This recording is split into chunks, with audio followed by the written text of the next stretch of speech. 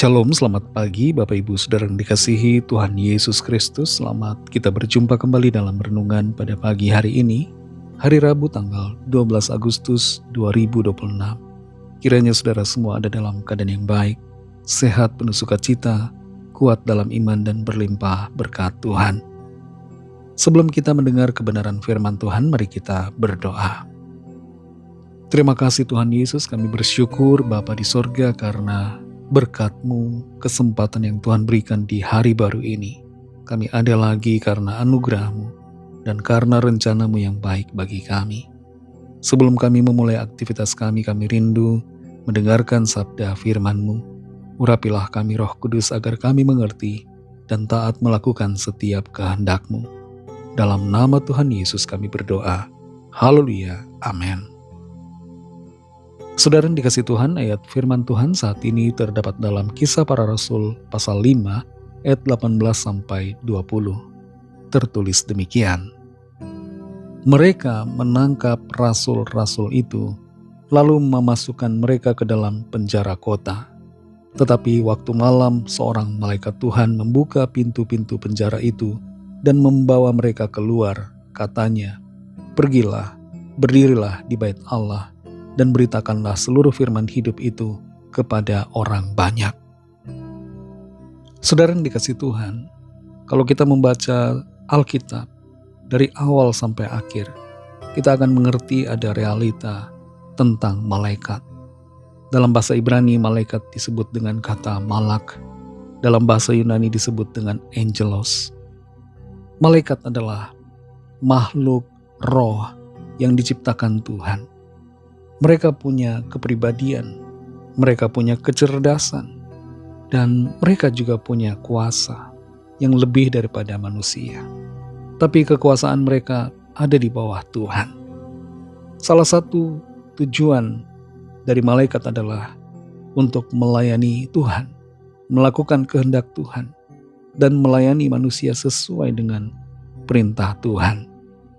Malaikat itu berwujud roh, tapi mereka bisa menampakkan diri dalam wujud manusia, dalam misi tertentu yang diperintahkan Tuhan. Malaikat punya pikiran, punya perasaan atau emosi, dan juga punya kehendak, sama halnya seperti manusia. Tapi malaikat tidak maha tahu, tidak maha kuasa, dan tidak maha hadir. Tidak seperti Tuhan yang maha kuasa, maha tahu, dan maha hadir. Ada hal yang perlu kita hindari terhadap malaikat, yaitu kita tidak boleh menyembah malaikat dan kita tidak boleh terlalu mengagung-agungkan malaikat. Pertolongan yang kita terima melalui malaikat adalah atas perintah Tuhan. Dalam Kisah Para Rasul 5 ayat 18-20 ini, kita baca bagaimana para rasul ditangkap lalu kemudian dimasukkan ke dalam penjara. Tapi di malam hari seorang malaikat Tuhan membuka pintu-pintu penjara itu dan membawa mereka bebas keluar dari penjara dan memberi perintah supaya mereka memberitakan firman Tuhan kepada orang banyak. Tuhan memberikan perintah kepada seorang malaikat untuk membebaskan para rasul itu supaya mereka kembali memberitakan Injil, kembali mengabarkan tentang Kristus Yesus yang telah mati dan telah bangkit, dan yang naik ke sorga dan yang akan datang kembali di akhir zaman. Malaikat pembuka pintu itu membawa para rasul kembali untuk mengerjakan tugas panggilan Tuhan. Saudara yang dikasih Tuhan, dalam pergumulan, persoalan, masalah yang kita hadapi dalam hidup ini, selalu ada pertolongan. Tuhan bisa menyuruh malaikatnya untuk membukakan pintu bagi kita.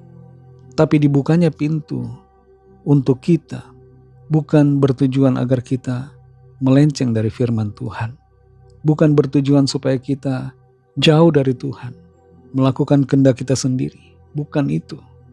Ketika Tuhan menyuruh malaikatnya membukakan pintu bagi setiap kita yang sedang dalam persoalan, membukakan pintu jalan keluar bagi kita, Tuhan sedang meminta kita untuk mengerjakan tugas panggilannya, melakukan yang baik, taat, menghidupi firman-Nya dalam kehidupan kita.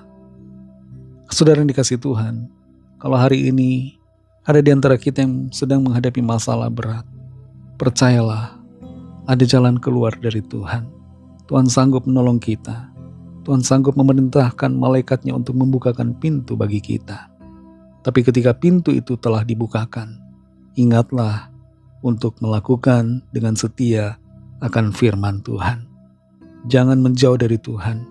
Jangan melakukan keinginan-keinginan kita sendiri. Tapi bergeraklah dalam pimpinan Tuhan, sehingga hidup kita memuliakan nama Tuhan, menghidupi rencananya, dan setia melakukan firman-Nya di hidup kita. Mari kita berdoa. Terima kasih Tuhan Yesus, kami bersyukur ya Bapa untuk firman-Mu yang sudah kami dengar. Kami mengerti bahwa Engkau Tuhan sanggup membukakan pintu-pintu bagi kami. Segala sesuatu yang kelihatannya buntu di depan, Tuhan sanggup membukakannya bagi kami. Tapi ada satu hal yang kami mengerti, bahwa ketika Tuhan membukakan pintu, ketika Engkau Tuhan menyuruh malaikat-Mu memberikan jalan keluar bagi kami, maka kehendak-Mu atas kami adalah agar kami menghidupi firman-Mu, bergerak dalam rencana-Mu, setia melakukan apa yang menjadi rancangan-Mu bagi kami. Terima kasih Tuhan untuk firman-Mu. Tuntun kami Roh Kudus agar kami lebih lagi mengerti dan hidup dalam kebenaran-Mu. Berkatilah kami di sepanjang hari ini dalam segala tugas aktivitas kami. Pimpin dan sertai kami, sehingga kami berhasil dan berkemenangan, dan nama-Mu Tuhan senantiasa dipermuliakan.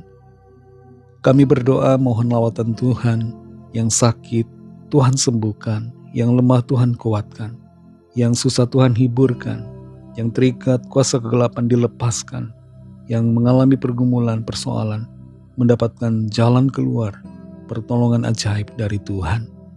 Kami serahkan semua ke dalam tangan kasih-Mu, berkat-Mu atas bangsa kami, dan juga atas semua bangsa di dunia ini, berkat-Mu juga atas keluarga kami. Dalam nama Tuhan Yesus Kristus kami sudah berdoa dan mengucap syukur. Haleluya. Mari sama-sama kita berdoa, doa Bapa kami. Bapa kami yang di sorga, dikuduskanlah nama-Mu, datanglah kerajaan-Mu, jadilah kehendak-Mu di bumi seperti di sorga. Berikanlah kami pada hari ini makanan kami yang secukupnya, dan ampunilah kami akan kesalahan kami, seperti kami juga mengampuni orang yang bersalah kepada kami. Dan janganlah membawa kami ke dalam pencobaan, tetapi lepaskanlah kami daripada yang jahat. Karena Engkaulah yang punya kerajaan, dan kuasa dan kemuliaan sampai selama-lamanya. Amin.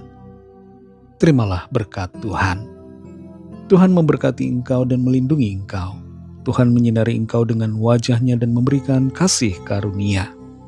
Tuhan menghadapkan wajah-Nya kepadamu dan memberikan damai sejahtera. Berkat dan anugerah Allah Bapa, kasih karunia dari Tuhan Yesus Kristus, dalam persekutuan dengan Roh Kudus, menyertai saudara semua, sekarang ini dan sampai Maranatha, Tuhan Yesus datang kembali, dan bahkan sampai selama-lamanya. Dalam berkat nama Tuhan Yesus Kristus, haleluya, amin. Puji Tuhan, saudara yang dikasihi Tuhan, Tuhan Yesus memberkati saudara semua. Selamat beraktivitas dan sampai jumpa dalam renungan yang berikutnya. Haleluya.